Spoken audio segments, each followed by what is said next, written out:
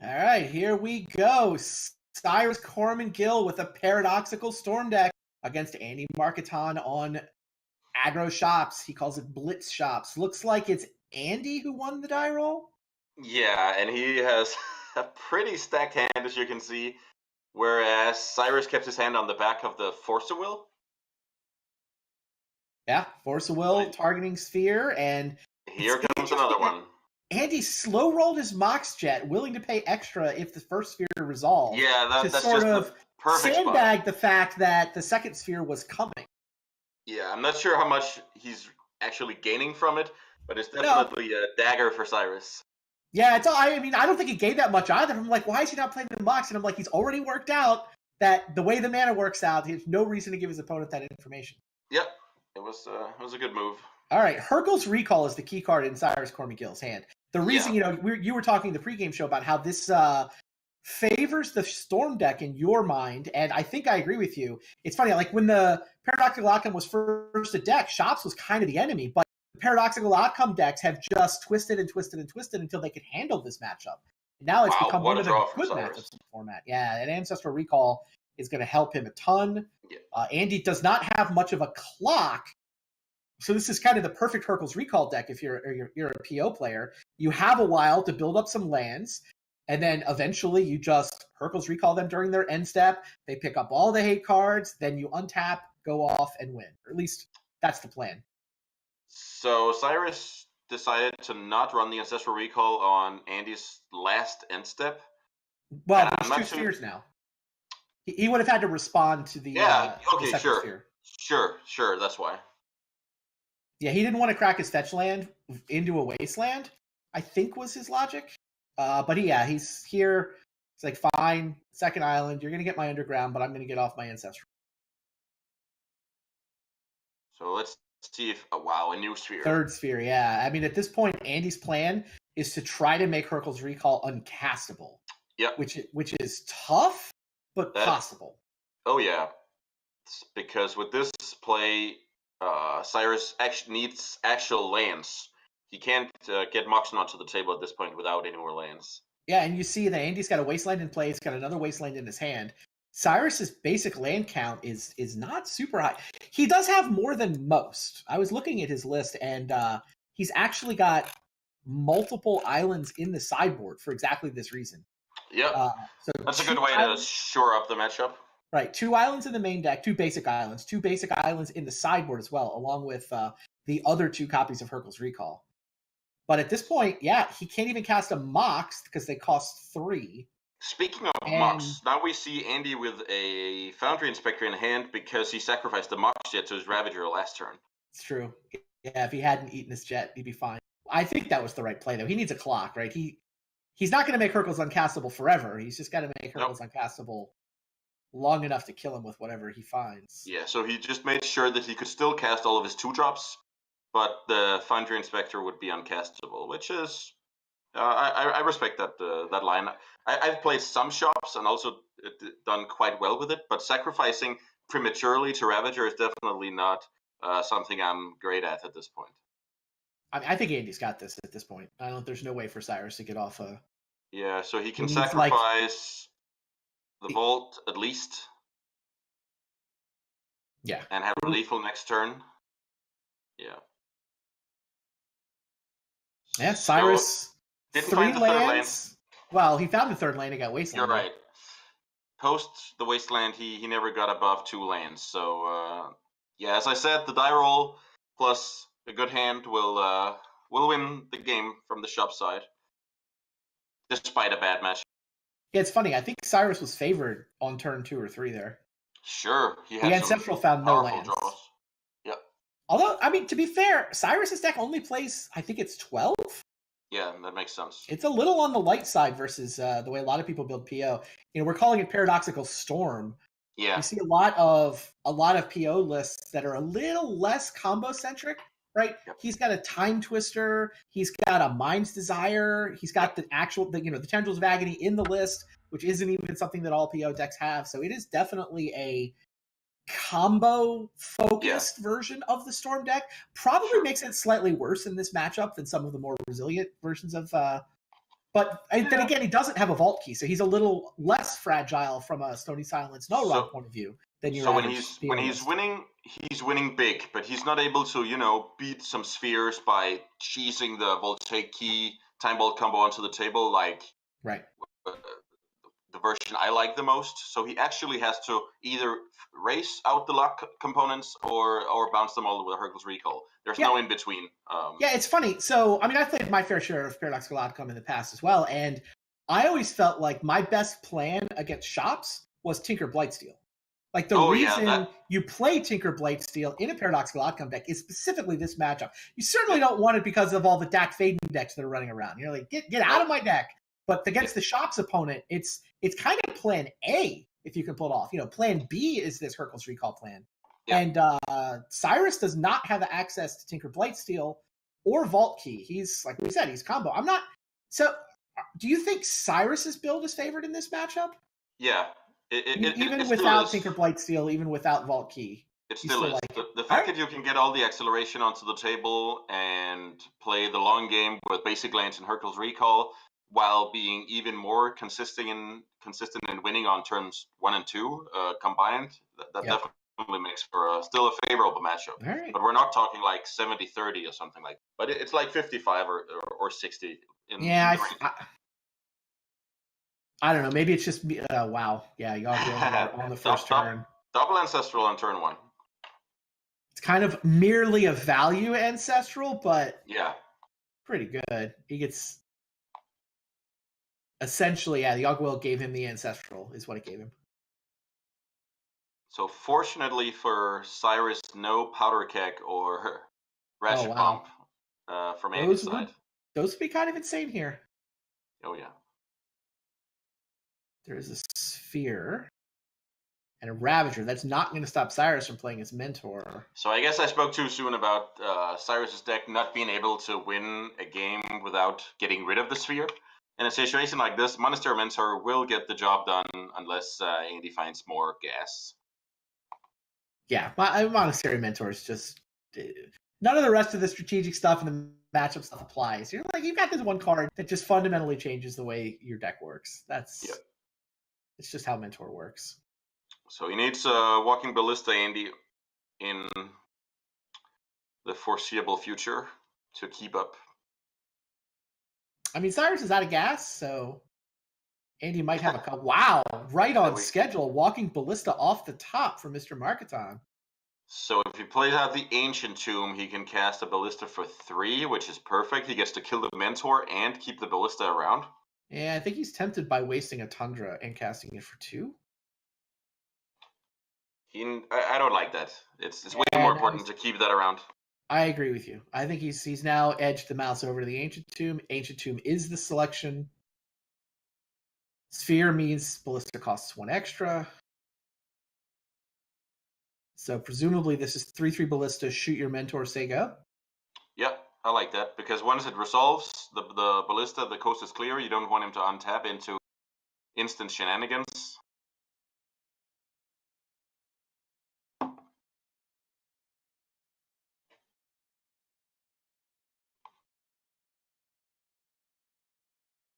But Cyrus has a lot of powerful top decks with the mana he has available. So this game is not over. The Walking Ballista just made it that we still have a game. Wow. Huh. So he's prepared to do some... I mean, he does have the Ravager. So if he's willing to sack his Ravager, he can clean up everything. He's going to leave him the Mentor. Wow. Yeah. I think he's just... He's just going to get an attack in first? Yeah. Okay. And then make a move like this to get in for some damage, and then be kind of all in on the Ballista. Sure. My gut feeling was just to leave the monks out there and get rid of the Mentor. I mean, at some level, you can kill the monks. You can kill 1 monk a turn by spending 4 to pump up Ballista. Yeah, but that plan is sort of out the window now that he got rid of 2 Moxen. Oh, yeah. No, I mean, at the beginning of the turn, those were the 2 forks, right? Sack your Ravager to clean up everything. This board state looks pretty good for him. I mean, he's got a Sphere. Heo probably still beats him. There's enough mana that you can Paradoxical Outcome through the Sphere. Wow, can he Merchant Scroll for PO? That's a lot of mana, but he might have it. 5, He 6, can 7, do that 8. and then play all of his, at the very least, replay all of his stuff and pass the turn. That's not too scary. Yeah, sounds right. I think that's the plan. He gets to draw 5, and yeah, he should be able to replay everything. Yep. And you're not under the most huge amount of pressure. So yeah, I like that from Cyrus's perspective. Yeah, pays 3 for the Merchant Scroll. He's going to pay 5 for this Paradoxical Outcome. Oh yeah. Does he get to float any mana from this PO? I didn't really. 1. Comes up with the Twister. I don't even know if he wants to twist here. I don't know what else he has, but I like getting all the acceleration back on the table and then agreed. Twisting next turn. Well, let's see. He did draw a Lotus, and he has Mana Vault, Mana Crypt, so a lot of plus mana even through the Sphere. So it might be worth it to run it now. Yeah, Passing the turn. Yeah. He's capable of casting it, but that's the tricky bit. He's capable of casting it, but then he's going to be mostly out of mana, and I don't know that you want to pass the turn with Shops player with 7 new cards. Let the Shops player take a turn with the 2 that he's chosen not to play in the first couple turns of the game, right? Yep. And Cyrus can also narrow down Andy's hand somewhat, based on what he chose to play thus far. The Ballista was a given, but the Ravager wasn't the possible play at the time, so he probably doesn't have a Sphere in his hand at this point. Fair. So let's see if he chooses to. Do you want to activate a library next turn or get as much acceleration onto the table as possible? Yeah, I think he played a Black Lotus. He figured he had enough value from the library. He's gonna Twister next turn and then hope to win from there. Oh yeah! Wow! Yeah, Cyrus. I was about to say he's also got the in case of emergency break glass pitch time Twister 2 Force of Will. Yeah, but this powder keg blows up everything. Yeah, even the Ballista though. So let's are see. You take that trade if you're Andy? Sure. You get 3 Moxes, a Crypt, and a Lotus? Yeah, so I guess he's forcing the issue here, but he gets to get rid of the only business card in Cyrus's hand. Oh yeah, this is great for Andy. And Cyrus actually is going to have to sort of either spend Vault mana or Black Lotus mana to pay the 1 that Sphere of Resistance is tacking on the Force of Will. It'll probably end up in a tap mana vault. Yeah, that was the one place where the one cost of playing Black Lotus, wow, he let him have it. Huh. Yeah, I mean, I like that from Cyrus's perspective. He figures he can win the game. Twister plus library. Then he'll get into some sort of Hercules Recall mode again.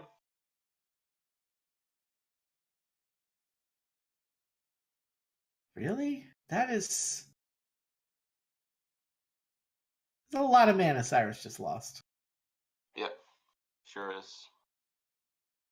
He's going to untap with 8. 7. He's going to untap with 7. Twister costs 4 of it. So the Opal is free at this point. Yeah. Doesn't net him any mana, but he wants it on the table. A little surprised he tapped the island for it. But... Yeah, I wonder. He's okay. So he's still afraid of giving Andy a new hand. Pretty awesome. So now his library gets wasted. And the Foundry Inspector is forcing Cyrus to make a move at some point. Yeah. Cyrus has to twist now, I think.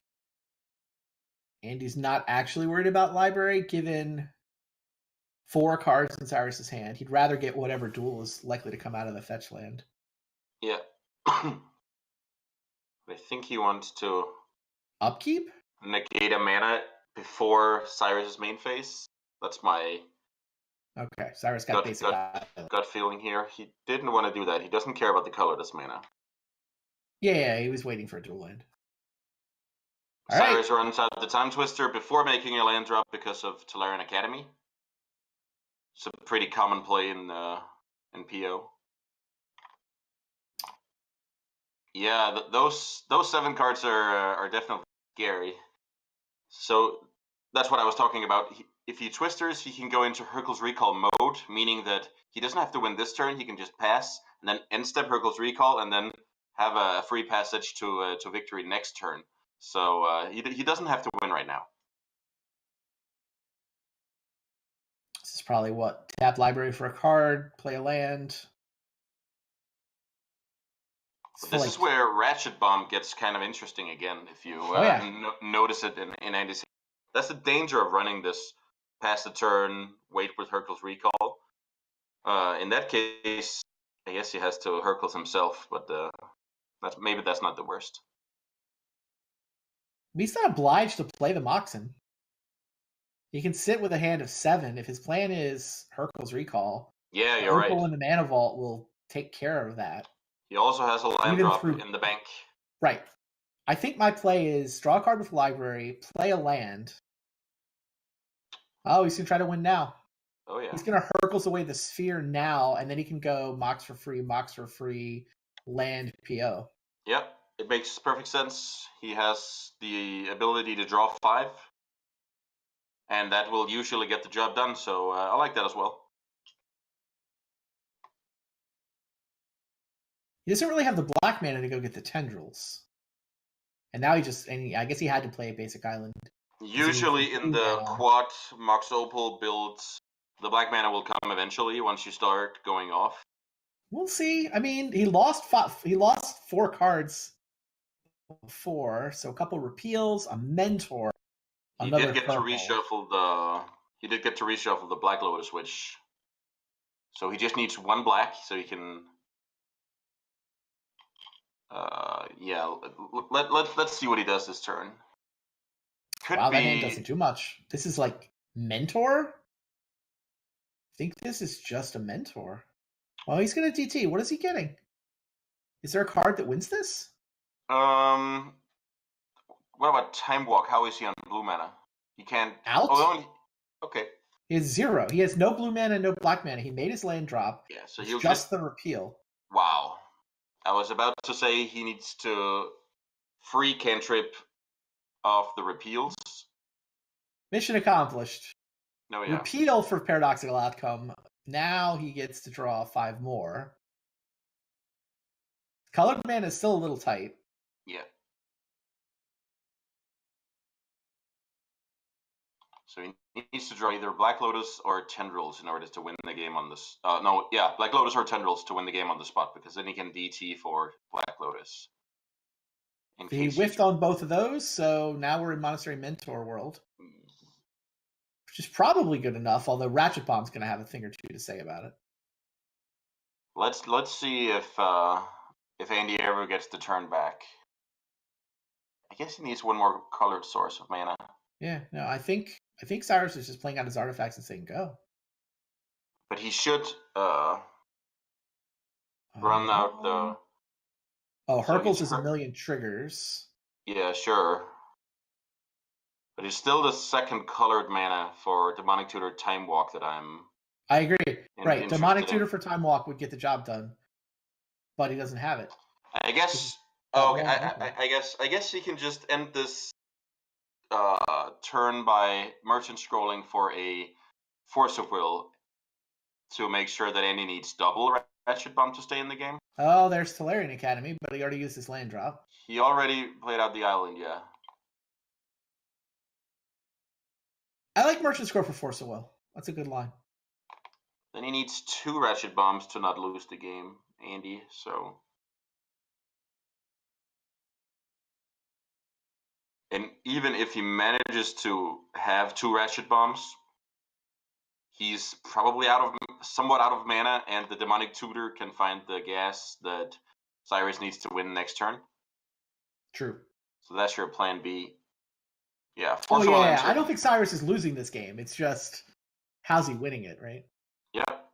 Super interesting game. I really like the play where he neglects to Force the Will the Ratchet Bomb, kind of suck it up and rebuild from there rather than pitching his own, the only piece of business. Because of that ratchet bomb or powder keg or whatever it was, and then try to top deck my way out of it. All right, Merchant Scroll for Force of Will. Cyrus is sitting on a Force. He's also got Hercules. He's got the ability next turn to Demonic Tutor for whatever. Yeah. Doesn't actually need to do anything except survive this turn with all his monks in play. Oh, yeah. And he does have a Ratchet Bomb in his hand. If he could somehow resolve the Ratchet Bomb, he would, I mean, I don't think he wins, but he would not die to the Mentor. Yep. Great play by Cyrus. Scrolling up the Force of Will to make sure that Andy needs 2 Ratchet Bomb effects to just stay alive. Yeah, Once he has spent all his resources staying alive, Cyrus even has the win next turn from the Demonic. And Andy knows about the Force of Will because it's Merchant Scroll. You have to show your opponent what the card is. But he doesn't really have a way to bait it, so he's going to pretend the Ratchet Bomb is the bait. See if maybe somehow Cyrus will let Ratchet Bomb resolve because he's worried about the next thing. Yeah, that wouldn't be the first time he would let Ratchet Bomb resolve, but this time it actually means that he gets to win the game next turn. So yeah, so Cyrus doesn't fall for it. He's like, no, I'm defending my monks. Yep. And looks like we have the concession incoming. That looked like right click, reach for the concede button.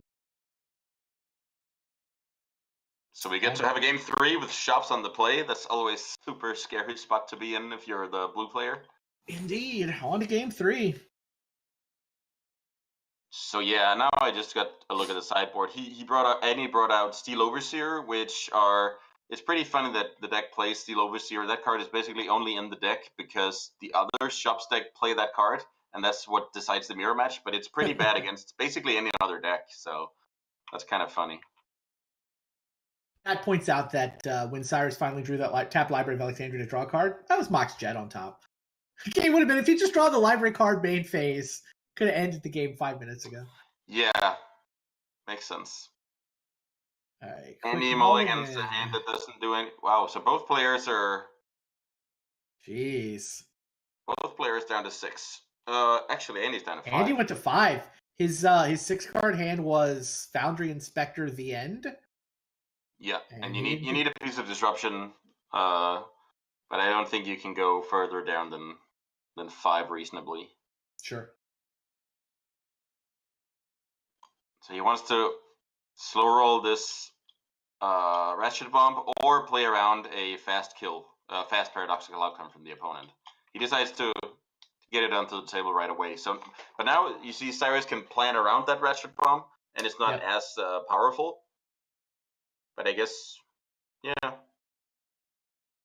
I mean, Andy successfully prevents Cyrus from just dumping out a bunch of Moxes and making a value play of some kind. I'm curious to see what Andy kept on top, if he kept anything. I guess that was a. So it's not look like. Yeah, that looks like random card. Yep. Agreed. Paradoxical outcome, but nothing to pick up with it for Cyrus. Just that lone Mox Opal. So he's on the Hercules Recall plan. It's a pretty good plan. Cyrus just planning to sit here for a little while and see what happens.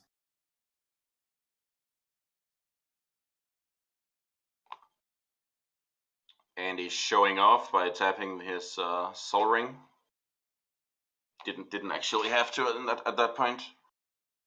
So he'll get in for 3. And Cyrus is not under a lot of pressure.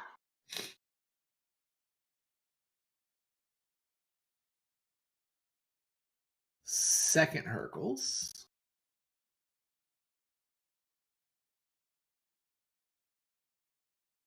Now Andy's getting in for 5.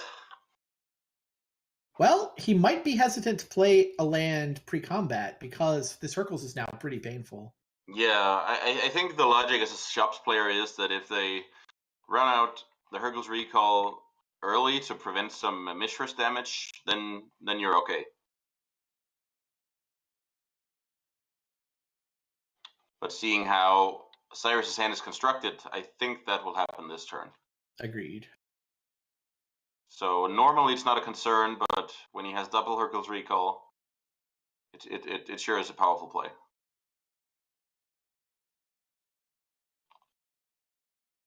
Now, do you hit for 6 here? Do you activate the third Mishra? Or do you content yourself with 5? He decides that 5 is fine. Well, he's thinking about it. He's still in his main phase. Right. I think you hit for 5 here. Yeah. So that's what Andy's going to do. The Hercules, the Mishras, in addition to turning into creatures, of course, they turn into artifact creatures specifically. So you get hit by the Hercules, which is what's going to happen here. No damage, and it's going to take you a couple land drops to get back where you were, says Cyrus to Andy. Yeah, if he just plays out Revoker plus a Factory, he's back to being able to swing for the same amount of damage next turn. So it's not so bad. What a weird game. Oh, yeah. It's turn 5. The Shops player has done basically nothing except put out a Ratchet Bomb that Cyrus could play around. And it might be good enough? It's pretty absurd. Yeah, the thing is with the PO side against Shops, it's not the business spells that you're running low on. It's